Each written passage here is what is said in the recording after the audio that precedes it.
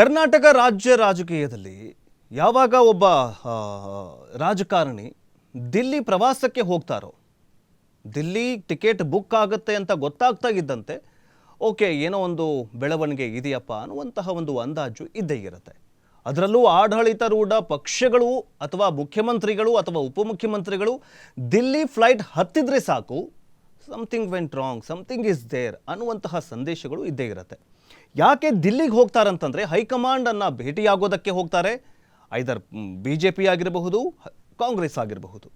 ಆದರೆ ಈಗ ವರಿಷ್ಠರನ್ನು ಭೇಟಿ ಮಾಡೋದಕ್ಕೆ CM ಸಿದ್ದರಾಮಯ್ಯ ಮತ್ತು CM DK ಶಿವಕುಮಾರ್ ಅವರು ಈಗ ದೆಹಲಿ ಅಂಗಳಕ್ಕೆ ಹೋಗಿದ್ದಾರೆ. ದೆಹಲಿ ಫ್ಲೈಟ್ ಹತ್ತಿ ಈಗ ದಿಲ್ಲಿಯಲ್ಲಿ ಇದ್ದಾರೆ. ಸೊ ಒಂದು ಅಂದಾಜಿನ ಪ್ರಕಾರ ದಿಲ್ಲಿಗೆ ಹೋಗಿದ್ದಾರೆ ಅಂತಂದರೆ ಒಂದು ಕಾಲ್ ತುಳಿತ ಪ್ರಕರಣಕ್ಕೆ ಸಂಬಂಧಿಸಿದಂತೆ ಒಂದಿಷ್ಟು ಮಾತುಕತೆಯನ್ನು ಮಾಡ್ತಾರೆ, ಚರ್ಚೆಯನ್ನು ಮಾಡ್ತಾರೆ. ಏನಾಯಿತು, ಏನಕ್ಕೋಸ್ಕರ ಆಯಿತು ಅನ್ನುವಂತಹ ಮಾಹಿತಿಯನ್ನು ಹೈಕಮಾಂಡ್ಗೆ ಕೊಡುವಂತಹ ಸಾಧ್ಯತೆ ಇದೆ. ಅದರ ಜೊತೆಗೆ ಈ ಡ್ಯಾಮೇಜ್ ಕಂಟ್ರೋಲ್ಗೋಸ್ಕರ, ಯಾವುದು ಈ ಕಾಲ್ ತುಳಿತ ಡ್ಯಾಮೇಜ್ ಕಂಟ್ರೋಲ್ಗೋಸ್ಕರ ಸಚಿವ ಸಂಪುಟ ಪುನರ್ರಚನೆಯಾಗುವ ಸಾಧ್ಯತೆಗಳು ಇದೆ ಅಂತ ಹೇಳಲಾಗ್ತಾ ಇದೆ. ಸಚಿವ ಸಂಪುಟ ಪುನರ್ರಚನೆಗೆ ಭಾರಿ ಸರ್ಜರಿ ಆಗುವ ಸಾಧ್ಯತೆ ಇದೆ. ಸರ್ಕಾರದ ಮೇಜರ್ ವೃದ್ಧಿಗಾಗಿ ಈಗಾಗಲೇ ಏನಂತಂದರೆ 8ರಿಂದ 10 ನಿಷ್ಕ್ರಿಯ ಕೆಲವೊಂದಿಷ್ಟು ಹಿರಿಯರಿಗೆ ಕೋಕು ಕೊಡುವ ಸಾಧ್ಯತೆ ಇರೋದ್ರಿಂದಾಗಿ, ಜೊತೆಗೆ ಸ್ಪೀಕರ್ ಸಭಾಪತಿ ಬದಲಾವಣೆಯಾಗುವ ಸಾಧ್ಯತೆ ಇದೆ ಅಂತ ಹೇಳಲಾಗ್ತಾ ಇದೆ. ಇದರ ಬಗ್ಗೆ ನೋಡ್ತಾ ಹೋಗೋದಾದರೆ ಏನೇನು ಚರ್ಚೆ ನಡೀಬಹುದು, CM ಸಿದ್ದರಾಮಯ್ಯನವರು ಮತ್ತು CM DK ಶಿವಕುಮಾರ್ ಅವರು ಇವತ್ತು ದಿಲ್ಲಿಗೆ ಹೋಗ್ತಾರೆ.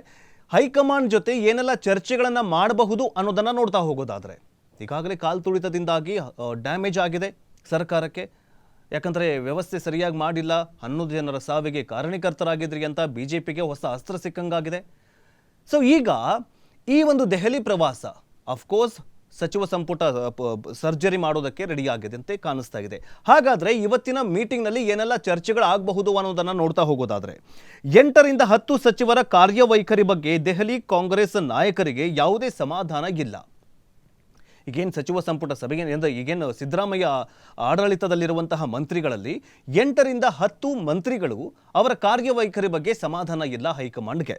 ಸೊ ನೆಕ್ಸ್ಟ್ ಏನಂತಂದರೆ, ಸಚಿವರು ಉತ್ತಮ ಆಡಳಿತದ ಬಗ್ಗೆ ಲಕ್ಷ್ಯ ಕೊಡ್ತಾ ಇಲ್ಲ, ಜೊತೆಗೆ ಭ್ರಷ್ಟಾಚಾರ ತಡೆಗೂ ಕೂಡ ಕ್ರಮ ವಹಿಸಿದ್ದಕ್ಕೆ ಆಕ್ಷೇಪಗಳು ವ್ಯಕ್ತವಾಗ್ತಾ ಇದೆ. ಕೆಲವೊಂದಿಷ್ಟು ಮಂತ್ರಿಗಳು ಏನಂತಂದರೆ ಈ ಭ್ರಷ್ಟಾಚಾರದ ಬಗ್ಗೆ ಅಷ್ಟೊಂದು ತಲೆ ಕೆಡಿಸ್ಕೊಳ್ತಾ ಇಲ್ಲ, ತಮ್ಮ ಜಿಲ್ಲೆಗಳಲ್ಲಿ ಇನ್ನೂ ಕೂಡ ಭ್ರಷ್ಟಾಚಾರ ನಡೀತಾ ಇದೆ, ಅದ್ರ ಬಗ್ಗೆ ಯಾರೂ ಕೂಡ ತಲೆ ಕೆಡಿಸ್ಕೊಳ್ತಾ ಇಲ್ಲ.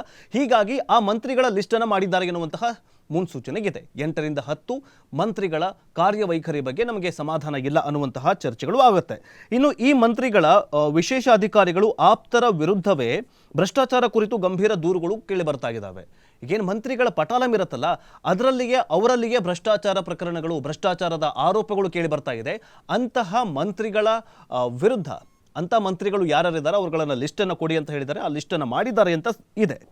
ಇನ್ನು 8ರಿಂದ 10 ಸಚಿವರು ವಿಧಾನಸೌಧದ ಸುತ್ತಲೂ ತಲೆ ಹಾಕ್ಕೊಂಡಿಲ್ವಂತೆ.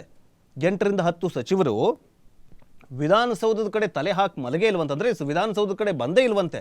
ಯಾವಾಗ ಮಂತ್ರಿ ಆದ್ರಲ್ಲ ಅವಾಗಿಂದ ಅವರು ನಾಪತ್ತೆಯಾಗಿದ್ದಾರೆ.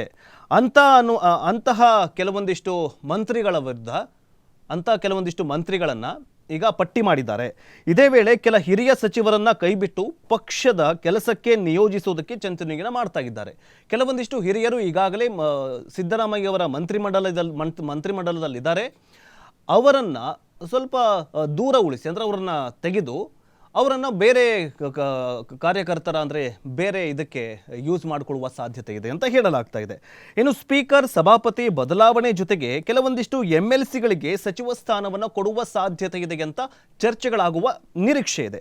ಇನ್ನು ಈಗಾಗಲೇ ಏನಂತಂದರೆ ಕಾಲ್ತುಳಿತ ಪ್ರಕರಣವಾಗಿದೆ. ಇದನ್ನು ಏನು 8ರಿಂದ 10 ಸಚಿವರಿಗೆ ಕೋಕನ್ನು ಕೊಡ್ತೀವಿ, ಈಗಾಗಲೇ ಯಾರು ಕೋಕ್ ಕೊಡ್ತಾರೆ ಅನ್ನೋದು ಕೂಡ ತುಂಬ ಇಂಪಾರ್ಟೆಂಟ್ ಆಗುತ್ತೆ. ಯಾರೆಲ್ಲ ಈ ಏನು ಗೆದ್ದು ಹೋಗಿದಾರಲ್ಲ 2 ವರ್ಷದಿಂದ, ಅವರು ವಿಧಾನಸೌಧಕ್ಕೂ ಬಂದಿಲ್ಲ, ಸಚಿವ ಸಂಪುಟ ಸಭೆಗೂ ಬಂದಿಲ್ಲ. ಕೆಲವೊಂದಿಷ್ಟು ಜನರಲ್ಲಿ, ಅಂದರೆ 8ರಿಂದ 10 ಸಚಿವರ ಮಂತ್ರಿಗಳ ಹೆಸರಿದೆ ಅಂತ ಹೇಳಲಾಗ್ತಾ ಇದೆ. ಆ ಸಚಿವರಿಗೆ ಕೋಕು ಕೊಡುವ ಸಾಧ್ಯತೆ ಇದೆ. ಹೀಗಾಗಿ ಹಿರಿಯರಿಗೂ ಕೂಡ ಕೋಕು ಕೊಡುವ ಸಾಧ್ಯತೆ ಇದೆ. ಇನ್ನು ಮುಂದಿನ ಏನು ಸಿದ್ದರಾಮಯ್ಯ ಅವರ ನೆಕ್ಸ್ಟ್ ಸಂಪುಟ ಸಭೆಗೆ ಇದೆಯಲ್ಲ, ಸಂಪುಟ ಪುನರ್ರಚನೆ ಇದೆಯಲ್ಲ, ಯಾರಿಗೆ ಕೋಕು